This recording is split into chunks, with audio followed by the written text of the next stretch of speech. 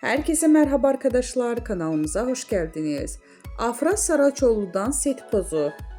Son olarak Yalı Çapkını dizisinde Seyran karakterine hayat veren Afra Saraçoğlu yeni paylaşımıyla gündeme geldi. Yalı Çapkını dizisinde 3 sezon boyunca Seyran karakterine hayat veren Afra Saraçoğlu oyunculuk performansıyla yanı sıra sosyal medya paylaşımlarıyla da adından söz ettiriyor.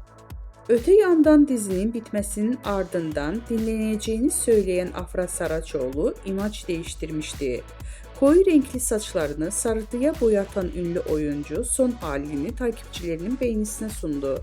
Bizden bu kadar arkadaşlar. Videoların devamını gelmesini istiyorsanız da kanalımıza abone olmayı unutmayalım. Hoşça kalın.